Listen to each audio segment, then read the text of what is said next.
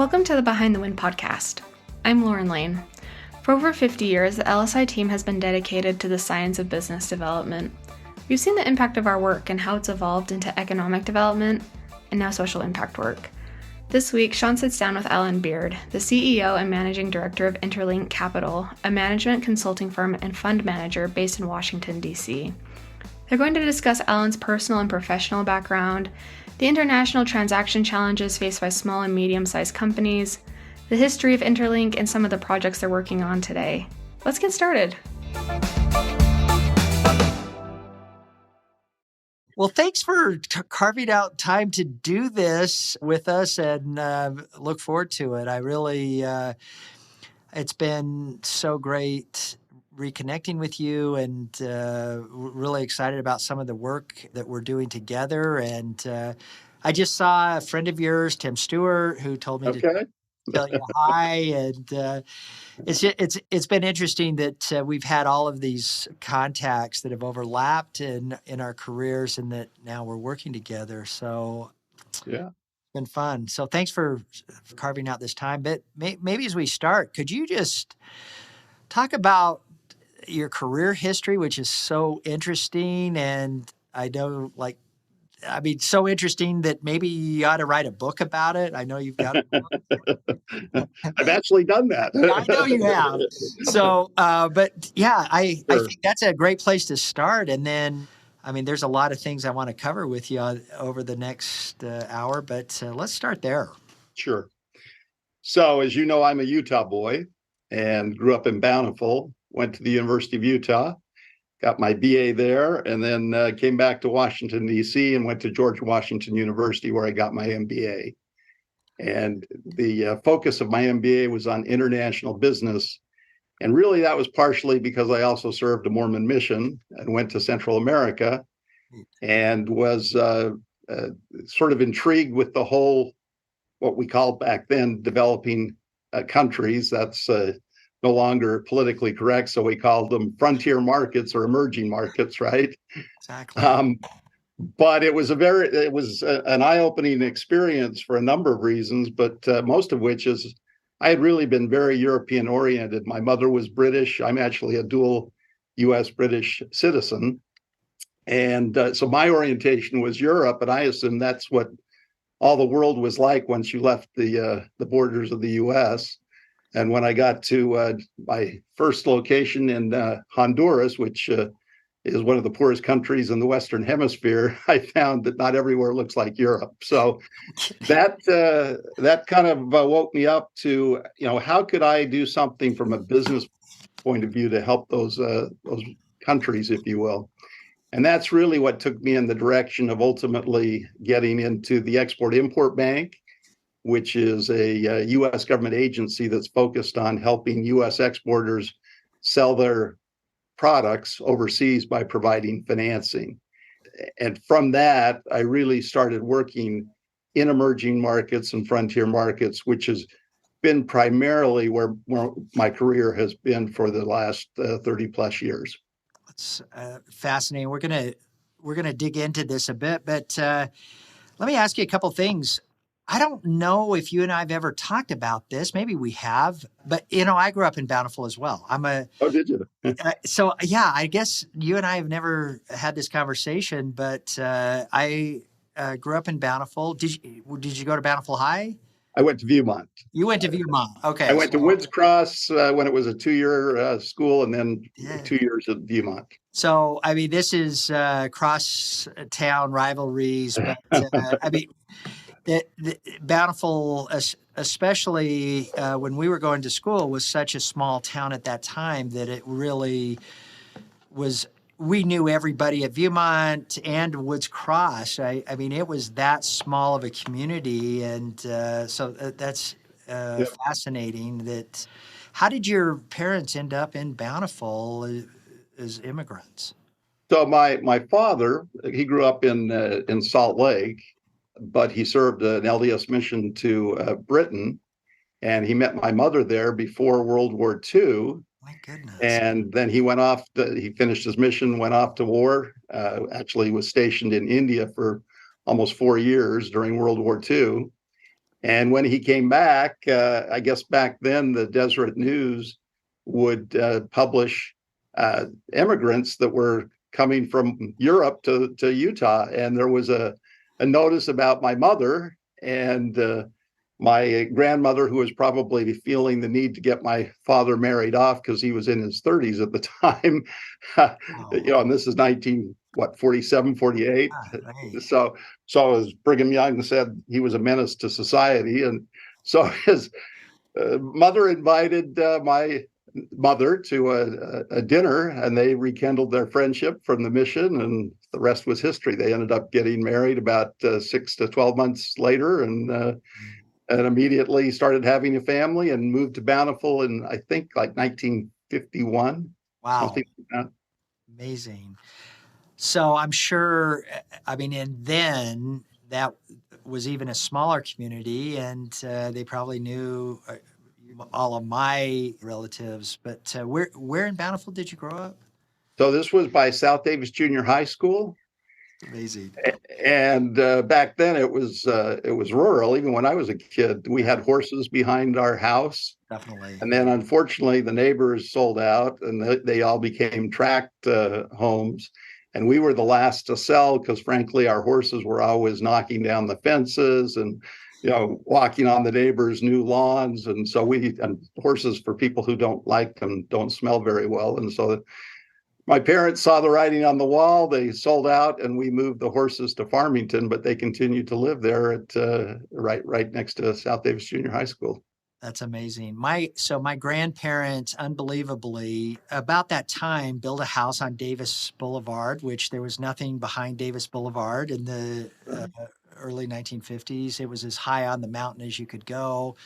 Lived there for about 30 years. My mom's, this was my father's family, and my mom's family built a house on 2600, just a little bit north of South Davis. Sure. And then I grew up above Bountiful Boulevard, so and had this great, just an amazing, really idyllic childhood in the mountains, and continue to have a love of the mountains today. So that's Bountiful was again in the 60s when I started growing up. That was still very farm oriented. We used to ride our horses right past Bolton Elementary School up into Corner Canyon, and that's just the way it was in the 60s. Well, and it was when I was growing up too. I mean, I spent my childhood in North Canyon and Mueller Park and Sessions Peak. I mean, that was my childhood. So it really was an amazing place to grow up, and I continue to have a love of the Wasatch, I think, from spending so much time in the mountains as a child. So, and then at some point you must have moved north to be realigned for the Viewmont boundaries. What was there a point? They didn't have, I think they needed to rejigger the boundaries. So I actually didn't move. My parents were in their house for like 50 years before they passed away. Goodness. But they first had Woods Cross, which was a new school. And then, it didn't have enough to have a high school. So it was only 2 classes or 2 years. Yeah. And then I went to junior and senior at Viewmont. And then I think after I graduated, I think that was the first year that Woods Cross began to build they started their junior and senior level class. That's amazing. That's great. That's great history. So you got pulled into DC in your graduate program and then never left. You've been there ever since. Yeah. So I had an interest in how the government worked with business to work in frontier and emerging markets. I'd learned enough, I guess, to realize that private capital in and of itself wasn't necessarily willing to flow to countries like Honduras. So they needed some kind of catalyst to get the capital to go there. And really, that's where the government, whether it's the US government or European or Asian governments, stepped in to try and figure out ways to channel capitalism into putting their capital at risk in places where they wouldn't normally go. And so, to your point, I came back here because GW at the time was recognized, and still is, as one of the top international business programs. For sure. And so I went to it with the whole desire of trying to figure out how to work with these government institutions in emerging markets. And to your point, I thought I was just passing through Washington, and 30 plus years later, I'm still here. We joke around here that you can be from anywhere in the country and have lived in Washington, in my case, 3 decades. And when people ask you at a cocktail, where are you from? You say, well, I'm from Utah. They go, well, how long you lived in Washington? Well, 35 years. I hear that all the time too. I mean, it's nobody, there are just so few people from Washington. It's just amazing. Yeah. So, and that's amazing. As we said, so many of our mutual contacts kind of did the same thing. Either was working in the Congress or, it was there for a short period of time and then never left. And I almost did that. 30 years ago, I was really, I'd made an offer on a house in Potomac. At that time, I thought that's where I was going to be. And I just decided, no, I cannot do that. So I've continued to commute into Washington every month for the last 30 years. And yeah, I mean, I know so many people that got into DC and then it just never left, like you. Tell me about XM Bank. I mean, this really forged a lot of your future engagements and the work that you have done through this international finance consulting over the last 30 years, which is just, I think, absolutely fascinating.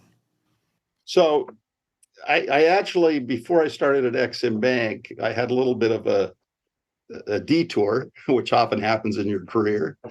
In my graduate program, I had read the deindustrialization of America, which at the time was kind of a big polemic that was going around in academic circles. And I had kind of had a taste for what was going on. Remember, this would be 1984, right at the height of when people were beginning to really offshore industrial companies out of the U.S. So I had the opportunity to join the International Trade Administration in a program that wasn't very well known in that agency, but is very well known in the Labor Department, which is called the Trade Adjustment Assistance Program. Yes. In the Labor Department, that's a multi-billion-dollar program. And in the Commerce Department, it was a multi-million-dollar program. And the idea was that, again, this is when suddenly imports were flooding the U.S. market and putting U.S. companies out of business. And so we worked with companies like Lennox China, Harley Davidson. Those were our successes. And I'd love to tell you we had lots of successes, but we had dozens of failures. And so I learned an awful lot about being in the trenches and writing up credit documents. And unfortunately, a lot of those loans, what would happen is we would hire a Booz Allen or an Anderson to go in and tell Harley Davidson or Lennox what they needed to do to rationalize their factory. And that typically required them to buy some new equipment, maybe have some more working capital. And so we were the finance arm, so that somebody had a plan, then we provided both fixed asset and working capital financing. And as I said, we did have some successes, but we had some spectacular failures, and learned an awful lot about how truly loan agreements work and security documents and what happens in bankruptcies, which has actually served pretty well over my career, because what you find when you're dealing with lending into these very difficult frontier markets is that oftentimes these loans have to be restructured for often the same reasons. The numbers didn't come in as you expected, or the market was harder, or whatever. And so I did work at the ITA for a few years, and then went to XM Bank and helped them stand up a small business program. So this would be 1989. And Exim Bank was still known at that time as Boeing's Bank or Yeah. GE's Bank. They had very little to do with small business. And frankly, when I went to Exim Bank, nobody there knew anything about small business. They didn't, and again, this is just as spreadsheets were coming around. They didn't even know how to spread financial statements for a small business, because most of what Exim Bank was doing at the time was taking risk on big banks in foreign countries or the Ministry of Finance of a foreign country. And this idea of you were going to lend working capital to a US exporter and you had to understand their financial statements and find a reasonable assurance of repayment was completely foreign to Exim Bank. So I helped create what was their first spreadsheet analysis program that Exim Bank used, and helped actually create a lot of the documentation for what has now become the Working Capital Guarantee Program, which is their premier small business lending program.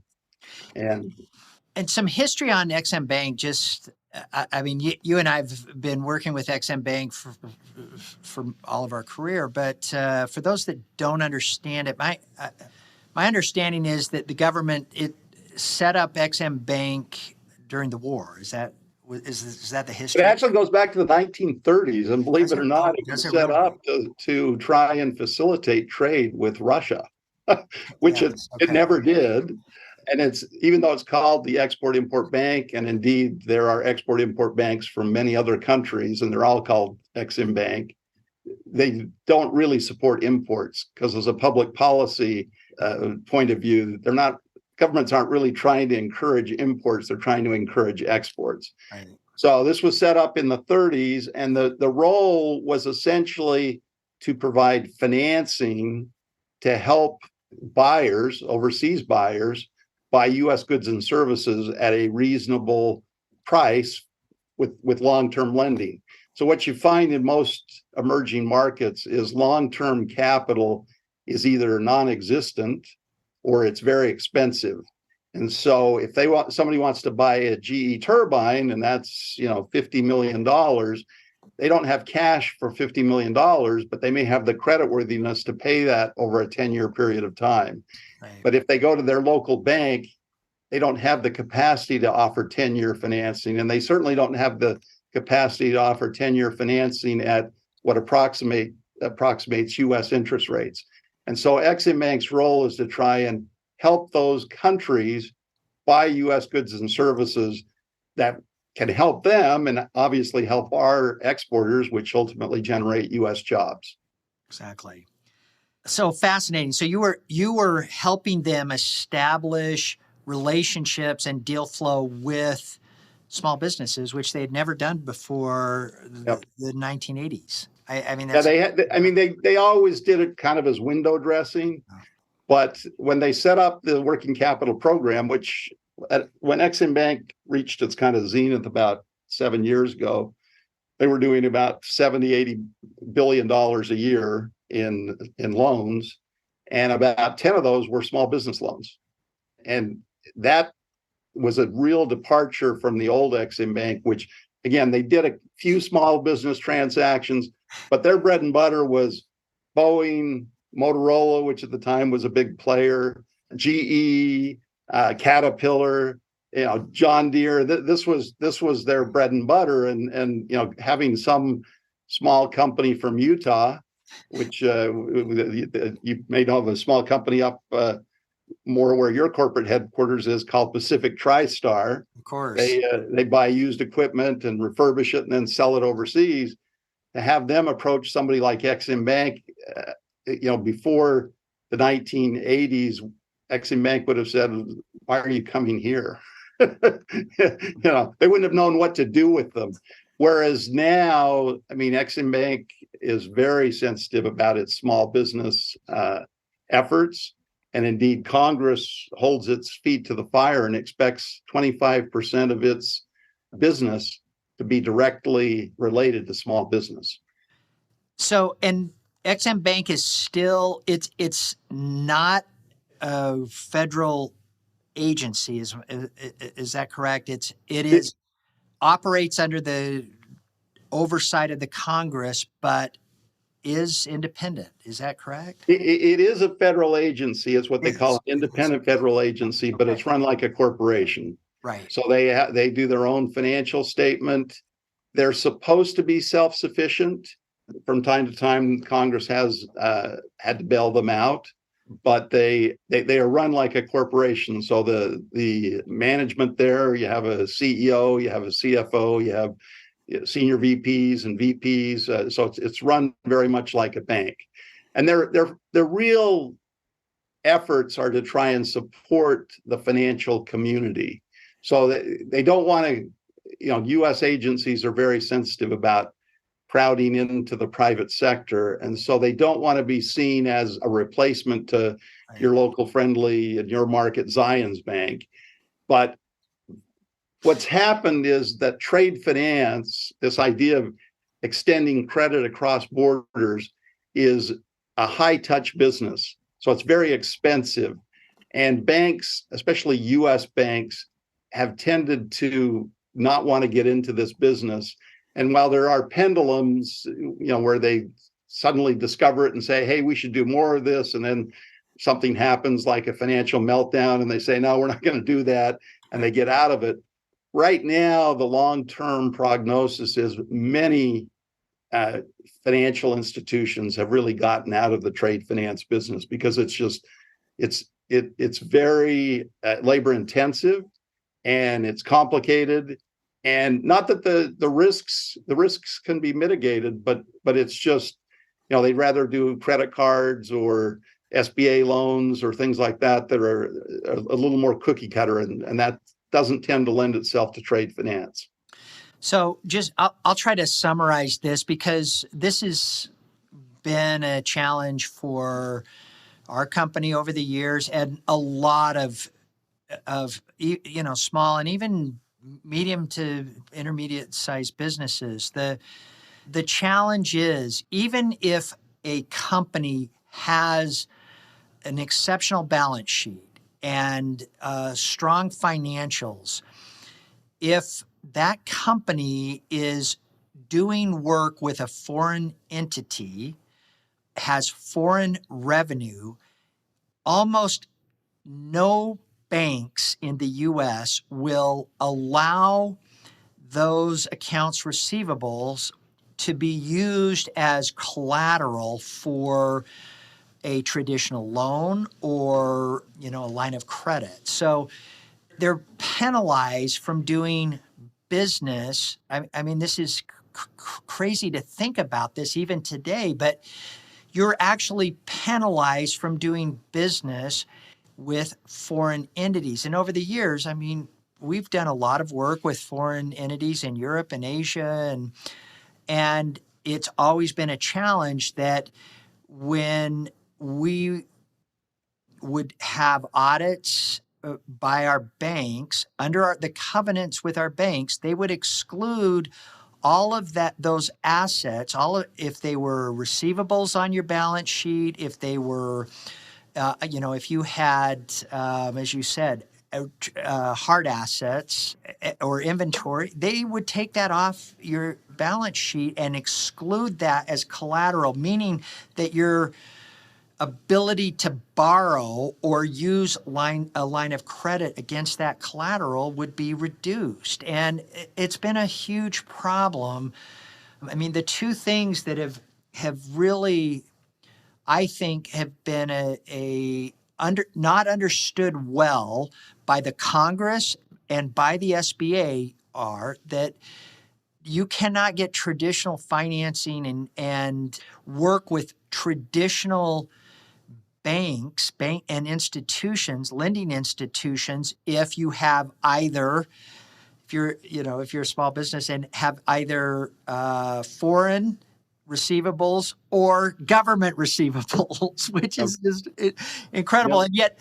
And yet all of these agencies and we're going to get into this a little bit more, because this is really, I think you've got something incredible as you and I have talked about strategy going forward. But the irony is that the Congress and the small business committees in the House and Senate have for years been beating up agencies, why will you not, why are you not giving more work to small businesses? And the SBA is in there beating up the agencies. Why is there not more work? Well, they have not understood that most of these small businesses are unable to get traditional lenders to give them financing.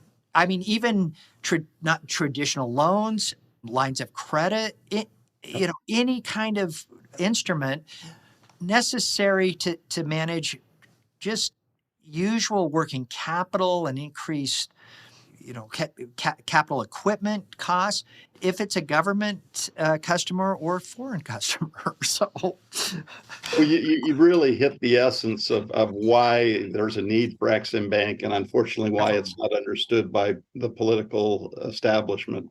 They get caught up on the fact that Boeing has its aircraft financed by Exim Bank. The Emirates airline buys their aircraft, and then Delta can't compete against the Emirates in flying to Dubai. And that has real policy implications, to be sure. But the vast majority of companies in the U.S. are small business, and whether it's the U.S. government or overseas customers are a large portion of their potential revenue source. I mean, right now, the combined GDPs of what we used to call developing countries, now emerging markets and frontier markets, is larger than the developed world. Exactly. And so, banks may be willing to take risk on receivables in France and Germany, but perish the thought, Turkey or Saudi Arabia or places like that. And so there is this kind of disconnect. And again, because banks obviously are going to do what's easiest for them, they'll just steer away from that business with most, with a few exceptions. And I've told you this story before, but Silicon Valley Bank, which of course has been in the news because it imploded earlier this year, right? But they were a real example of actually understanding what you just have articulated. Exactly. And this was in the early 90s. I worked with Silicon Valley Bank and essentially got them into the Exim Bank program. And what they understood early on, again, this is in the 1990s when most of what Silicon Valley was doing was hardware. Of course, now it's mostly software or social media, but back then it was hardware. And where were they selling the hardware? Where they were selling it to IBM, but the IBM factory wasn't any longer in New York, it was in Thailand. And right. So the banks were still looking at just exactly what you said. They'd say, yeah, but this is a Thai receivable. And as the borrower, they'd say, yeah, but it's IBM. Yeah, but it's Thailand. It's not New York, right? So we're not going to count that in your borrowing base. And what Silicon Valley Bank understood early on was that this was a really important tool to help small businesses scale up. And they took that program and embraced it. And for about 6 years, we acted as their back shop. Every international transaction they did came through our business, and they became the largest user by transaction number of Exim Bank's programs. That's right. To the point that they suddenly got the attention of the majors, Wells Fargo, B of A, who were saying, Silicon Valley Bank, I mean, they're just a small bank. How come they're getting this business? And then they got on board and began to use the program. And that's the way competition works, and it lifted all boats. So it's an important ingredient. It's part of what Exim Bank does, and you've kind of alluded to this. SBA has also created its own version of this ability to help banks take into account the overseas business and take some of the risk so that the banks feel comfortable. And those programs are really important. Well, and, while we saw this over the years, working with a lot of our foreign-based clients and also working with government entities, our team has I would argue that there has not been a company that has been a bigger advocate for small business than LSI. I mean, we have really lobbied hard to get important programs set aside for small business, and yet we've seen this with the government receivables as well. I mean, some of these Yeah. It's the real same issue. same issue, these Yeah. really strong, small, medium size, even what would be considered outside the SBA as a large business, they could not get any kind of financing. These banks would not take a risk if they were doing work with the federal government or, heaven forbid, a state government. It was Yeah. even Yeah. worse. It's even Yeah. worse. So there over the years, and despite that, I mean, we would say this is a roadblock for job creation, economic development, all the things that so many of our politicians and agencies are committed to in their charter, and yet they never understood it. They would say, yeah, we're going to set this aside for small business. And why are there not hundreds of small businesses going after this work? Well, the big part of it is that the investment capital, even the working capital piece of this, or if you need equipment, or you could not get financing for it.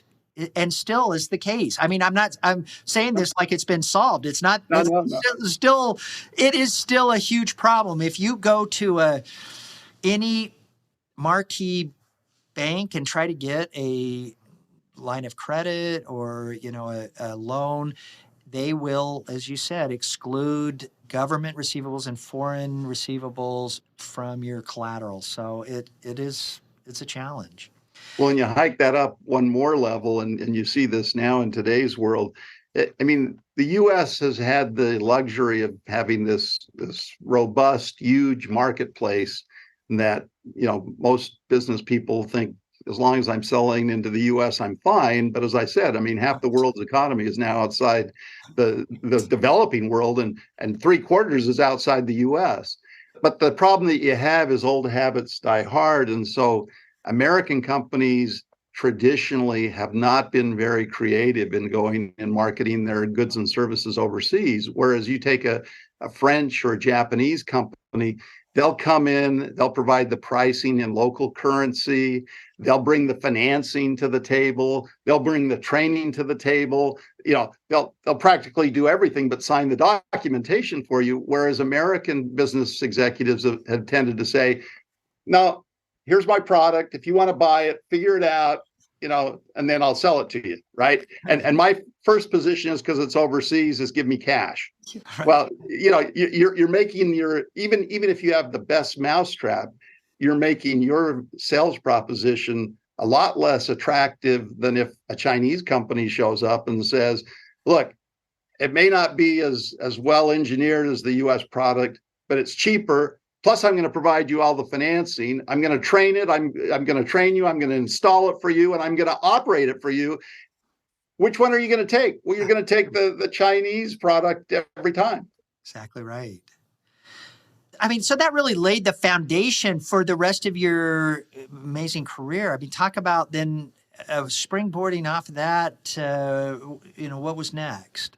So when I was at Exim Bank, I was going out to the marketplace, actually to Zions Bank in your neighborhood, and First Security Bank back then, Yep. and trying to convince them that they should accept the products that Exim Bank had to mitigate their risk so they could be more aggressive.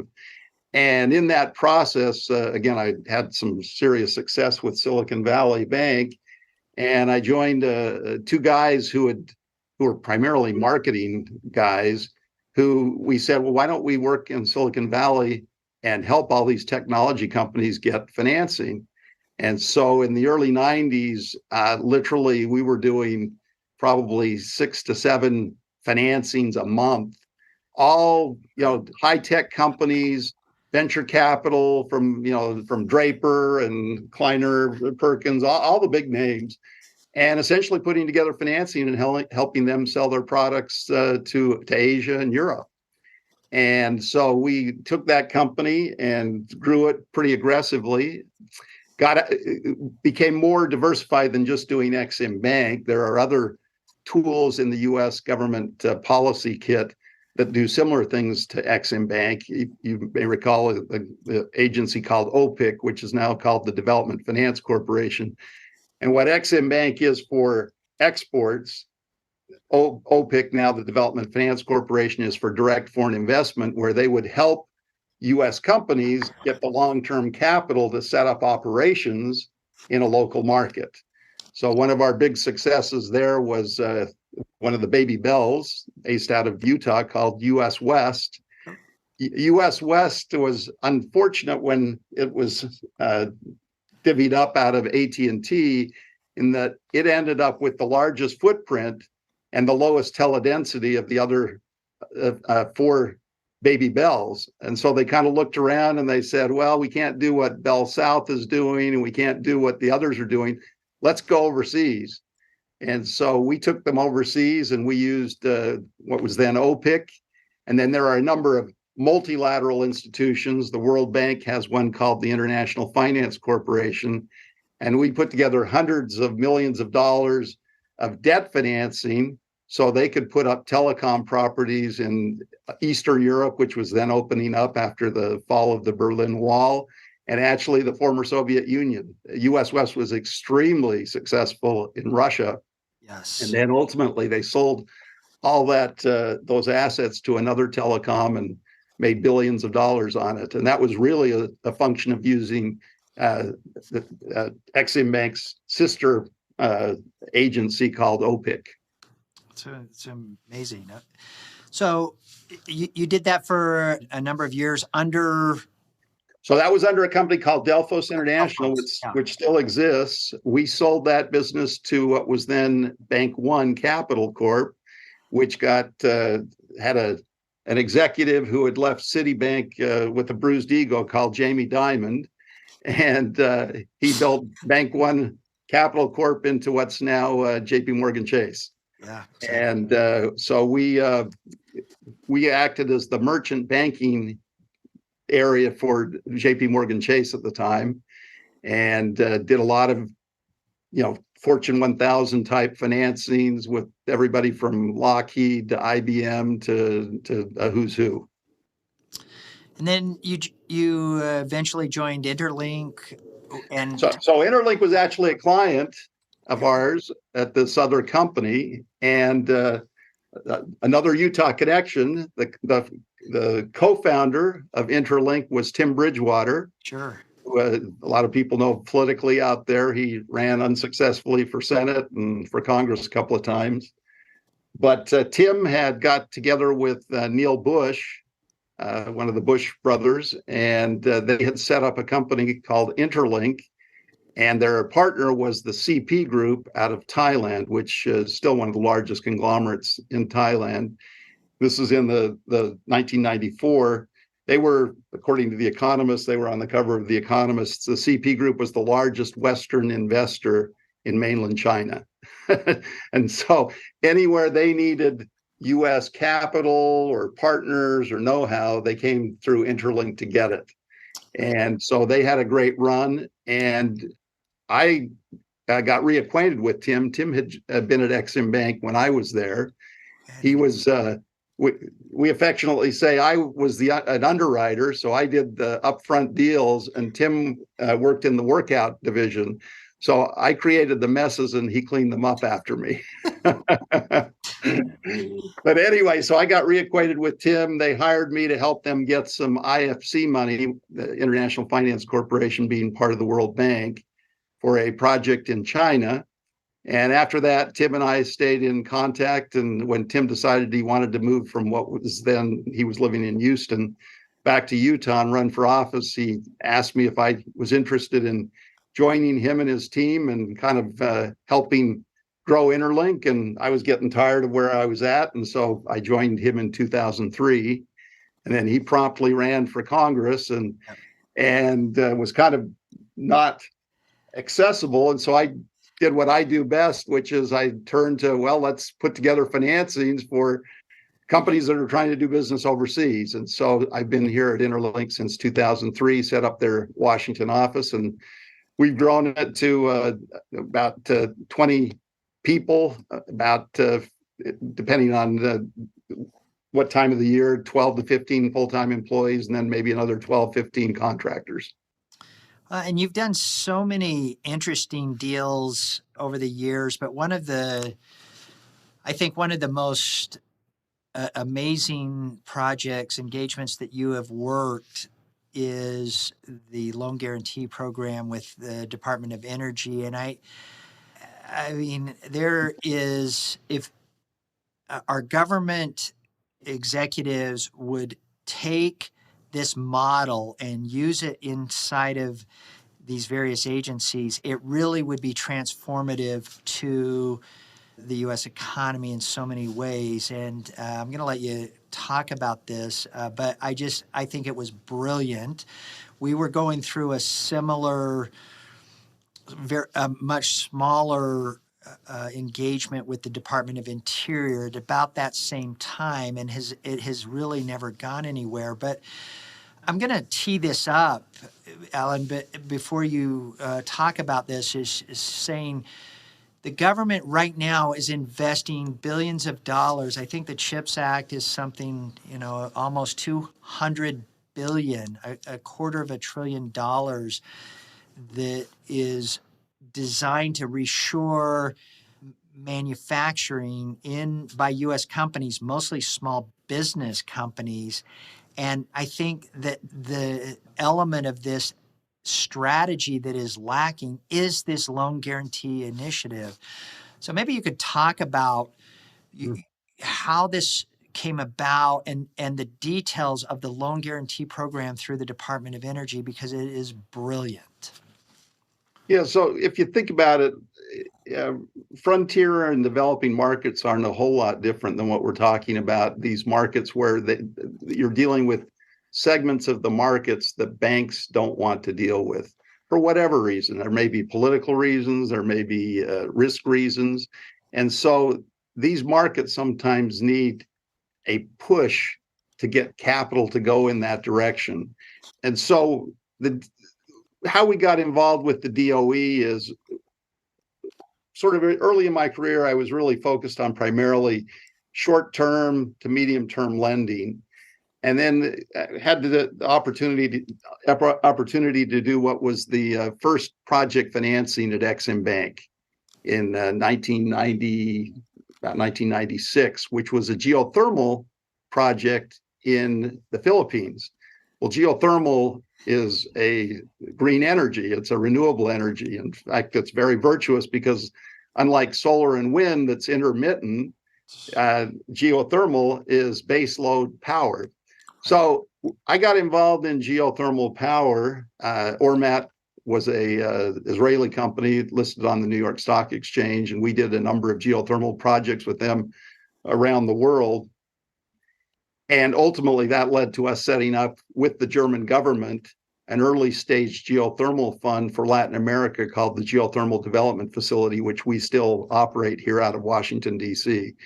But to get to your point about the DOE, we had done a number of renewable projects overseas. And when they stood up the DOE loan guarantee program, the DOE is very comfortable at doing grants and technology transfers, but they had never done any structured or project financing.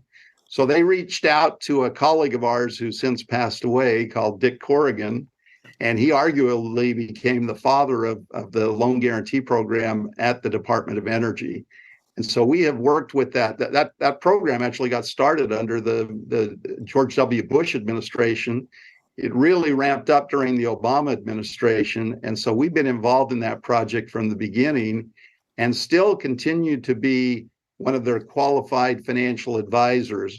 So most or many of U.S. government agencies don't have the personnel to underwrite these very complicated transactions. So what they do is they outsource them to financial advisors who are paid by the Department of Energy. So if somebody comes in and says, I want to do a solar project in Utah, they put together their application. They themselves may hire experts to help them put together the application. But once it comes to the DOE and it meets its kind of minimum threshold, they then outsource the underwriting to a stable of financial advisors, which includes Interlink Capital Strategies. And we still continue to play that role at the Department of Energy. And to your point, what they're trying to do is fill the gap of trying to support technologies that may not be completely proven or may not be well established in the U.S. They may have been used in Europe, but not here in the U.S. And take that risk because lenders are really risk averse. I mean, even in a traditional project financing, like Mitsubishi, when they came out with their next version of a turbine, Mitsubishi is one of the world's premier power generator manufacturers, along with GE. But when Mitsubishi first came out with their next generation turbine, most of the banks were uncomfortable taking risk on the new turbine because, again, these are 10, 15-year credit extensions, and who knows how well the turbine is going to perform for that 10, 15 years. And so you can imagine if they're that risk averse for traditional, electric turbines, what it's like when you're talking about, oh, we're going to take some innovative solar and we're going to wet it to battery storage. And we're going to, that's, again, it may be tried and true technology, but how's that going to perform over the 20, 25 years of a concession? Exactly. So, I have a lot of friends who are bankers and have worked with banking executives over the years. And over the last few years, I've just said, you guys must be really excited about artificial intelligence. This AI is just going to replace all of you because none of you have the ability to take any kind of risk. There's no thinking involved. You just look at ratios and that's it. There is no subjectivity in anything that you guys do. You could outsource this to an AI chatbot, and they will have no need for you in any of these banks. So you're exactly right. But I think and it's also a regulatory issue, as you probably know, because it is for sure. My brother was the CEO of what is Alta Bank now, used to be called Bank of American Fork, and he took that public. And as he would rightly say, I mean, on the one hand, they were being given all these directives by the government to lend to these risky, segments of the market. But on the other hand, the regulators were saying, don't you lend to those parts of the market or we're going to penalize you. And so you have that problem in banking, and really what's happened, and I don't know if the layman understands this, but now in the US anyway, the majority of lending to businesses is not through banks anymore. It's through non-bank financial institutions. Right. Indeed, we have another fund that we manage called FDI Capital, which is a non-bank financial institution, which is making the kinds of loans that maybe 20, 30 years ago a bank would have made. So why I'm so excited about the work that you're doing and how this applies to these, especially over the last 3 years, the investment that the Congress and the administration has made into really the COVID recovery, what we call the Infrastructure Investment and Jobs Act, IIJA, nearly over $2 trillion being invested into U.S. projects, and with a strong emphasis to small business. What excites me about this, Alan, and your work is that to distill this down is if an agency will be willing to guarantee the loan, they can force multiply whatever reserve account that is necessary.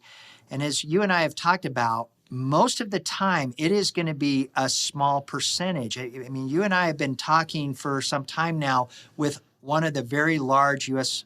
federal agencies who have an interest in in implementing a loan guarantee program. And I think they started out with $1 billion. They're going to try to go to $7 billion and get the Congress to appropriate this. In their mind, they're thinking, oh, we've got to have that entire, account, right now $1 billion, set aside for all of these defaults that are going to happen. Well, we really believe that it's going to be a small amount of companies that are going to default on those loans. They can leverage that risk where they're guaranteeing these defaults against commercial financing, a Chase, Wells Fargo, Goldman Sachs, all of the marquee accounts, and not to mention the smaller banks as well, or medium-sized banks, that will then have the confidence to lend this money to these businesses to do this work. And with that, they can increase jobs and reshore this manufacturing. I mean, there is so much benefit to this. So I think the work that you did with the Department of Energy, and like I said, we dabbled with this in the Department of Interior. I think we did 7 projects under the Department of Interior similar. Not one of those, and these were with some high-risk entities, not one of those notes were in default at any time, and were, in fact, many of these loans were paid back early, where the department guaranteed the loan. The entity was able to get traditional financing, and it allowed them to implement the project and pay back the note quickly. So it really is the missing element of this that I see, that together, the work that we're doing, the work that you've done traditionally, and not to mention the foreign business. Let's not overlook, this is really also still such a problem with any foreign business. So you take the government business and the foreign business, you want to create new jobs, you want to create growth for small business. This is the catalyst to make this happen. Yeah. There are those that would disagree with me, but if you buy into the thesis that banks are being regulated in such a way that they're being hamstrung to make risk or to take risk.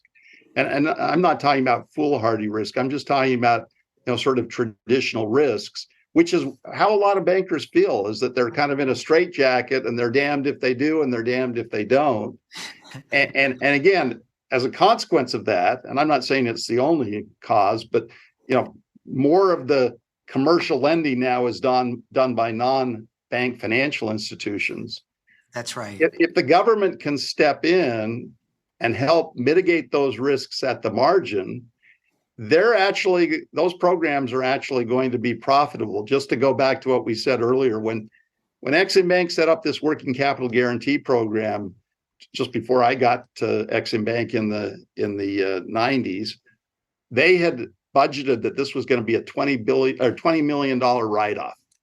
They just said, we don't know what we're doing. We know that, I had some insider knowledge of what came out of the board decisions, and they basically said, but we got to do this because Congress is telling us to get into small business. They never had those kind of write-offs. Yeah. They never did. I'm not saying that doesn't occur. And of course, the Department of Energy's loan guarantee program had some early spectacular failures. Everybody likes to talk about Solyndra, right? Or right now they're talking about some of the electric vehicle companies. If you're going to take risk, you're absolutely going to have workouts, and some of those workouts are going to go badly and you're going to lose money. There's no question about it. But in the whole, to your point, if they're willing to help on the margins, the multiplier that they get from all of the employment and all of the additional companies that are created, far outweighs whatever the delta is. This organization has asked us, what do you think the default rate will be? And we've said 1 to 2%. It'll be, and they can't even comprehend that. They're even thinking we've got to have a 10% reserve at least or more. And That was Exim Bank. That was it's just Exim not the Bank case. 30, 40 years ago. Exactly right. So I think it's brilliant. It really is the catalyst to making a lot of this happen. And I see that there's such a future for Interlink and what you're doing with this work and continuing to help organizations understand the importance of capital, the importance of leveraging the market, leveraging commercial banking, traditional commercial banking through a program like this to help small businesses especially, but even, the medium and what the SBA would consider a large business access capital for these foreign and government contracts. It's critical. A couple things that going full circle that I wanted to come back to was you had said to me some time ago that XM Bank now has a new charter where they are looking at stepping in like they've done over the last almost 90 years, I guess, but stepping in and working with businesses that have government contracts. I mean, could you talk about that for a minute? Because I think that this is really an exciting option for some deal flow within the federal government, especially. So Exim Bank has had some political problems. Again, I kind of alluded to it earlier with this idea that some of the large corporations feel that when Exim Bank finances, in the case I mentioned, a Boeing aircraft to the Emirates, they're putting Delta Airlines at a competitive disadvantage because the Emirates are getting a subsidized airplane, but Delta has to go buy a airplane with commercial lending terms. And so, that is a policy issue that has to be balanced, to be sure. But as a result of that issue, basically Exim Bank was put out of business about 5-6 years ago. And for a year, they were prohibited from doing any new business.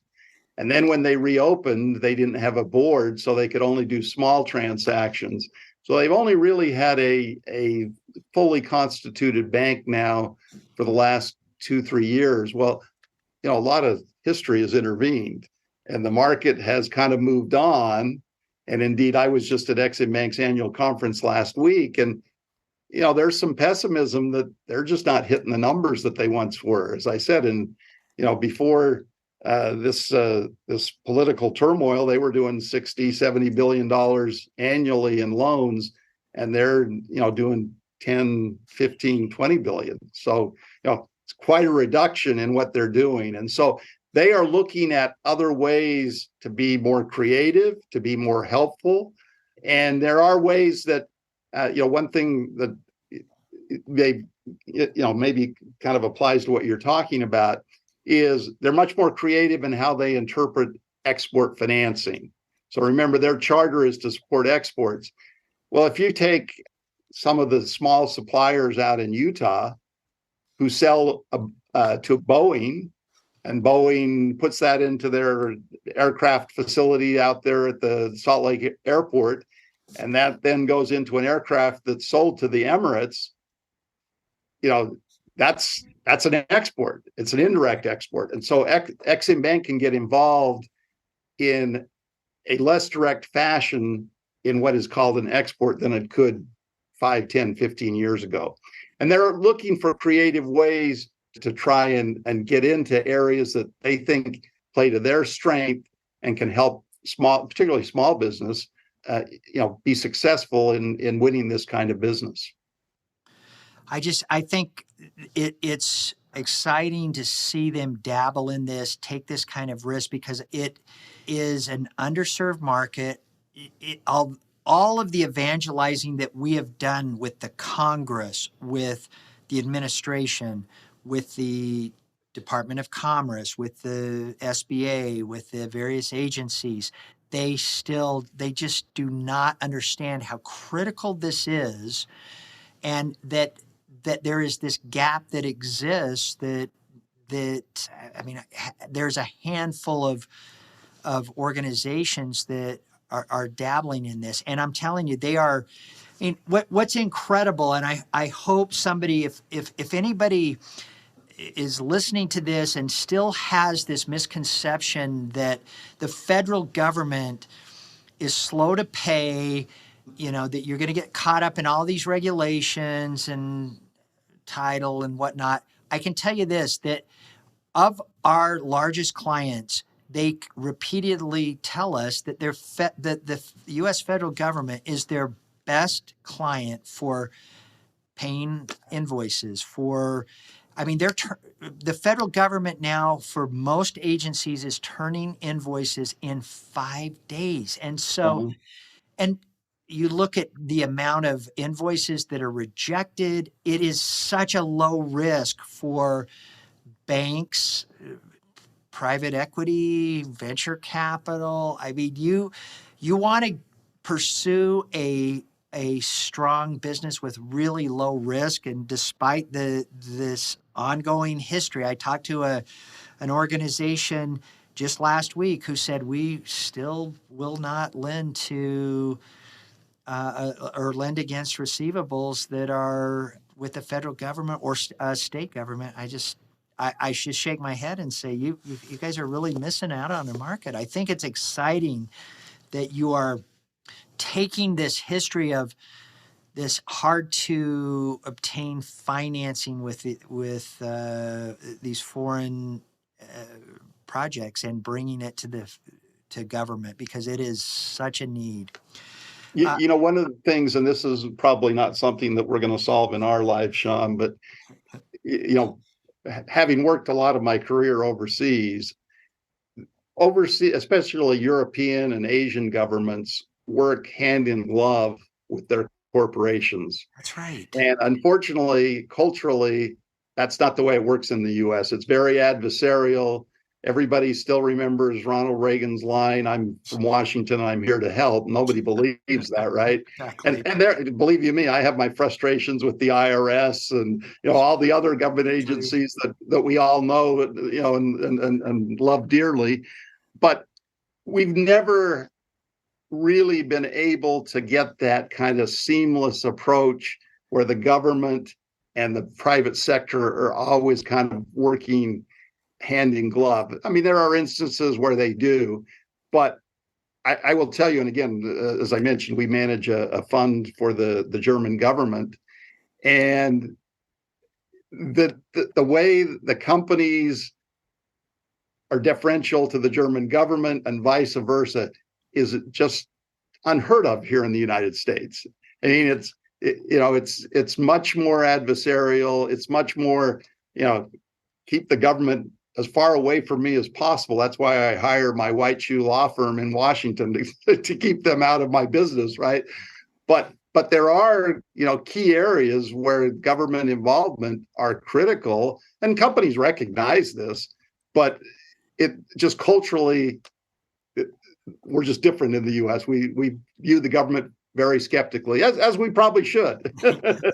But we've had that same experience. I mean, throughout Europe, especially the Swiss, the Germans, the French, it is a very different relationship than in the U.S. And I think oftentimes it is necessary and better to foster and cultivate, especially small business, which is what so many members of Congress claim that they're about, is promoting jobs through small business. So that's what we'll tackle in our next life, Sean. Well, listen, hey, there was so much that I want to talk to you about. Let's do another round of this, because there are some other things that. But as I wrap up, one of the things I didn't know, I knew that you had written a few books. In fact, you'd given me one of your books. I had no idea that you were such a voracious writer. And talk about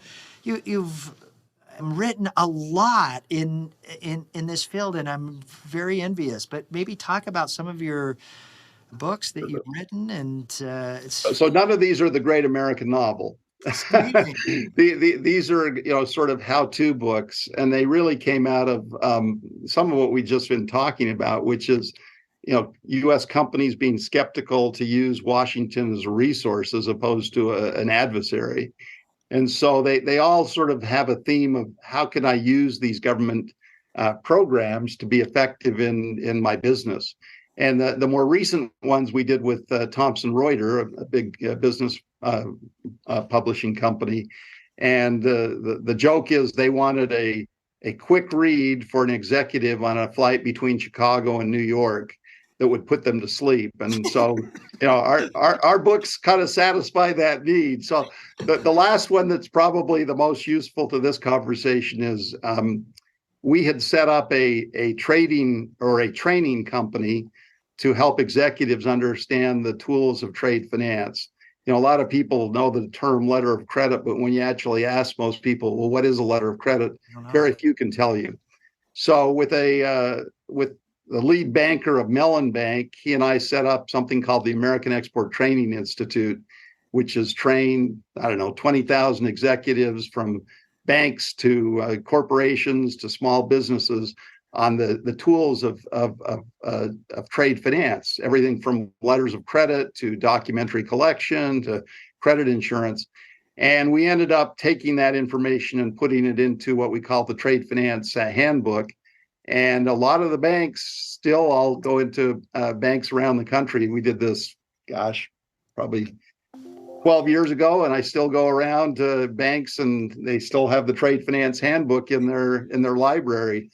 Indeed, Zions Bank, I've been there many times and they have it. The head of their international is a guy by the name of TJ Raguso out of Texas, and there right behind his desk is a Trade Finance Handbook. So so somebody must be using it. Absolutely. Well, we'll link to all of these, everything that we've discussed in this episode. And Alan, thank you for carving out the time to have this conversation with me. It was fantastic, so critical for the work that we're trying to see accomplished, and just so it's fantastic to be reacquainted with you after all these years, and really look forward to working together as partners in the future on some of these great engagements. It's amazing. We do too. Your work is fantastic. So thank you so much. And I look forward to our next conversation. Yeah, we look forward to working with you on multiple projects, and on your next trip to Washington, let's get together. I'd love it. Thanks, Alan. Take care. Have a good day. Bye-bye. Bye-bye.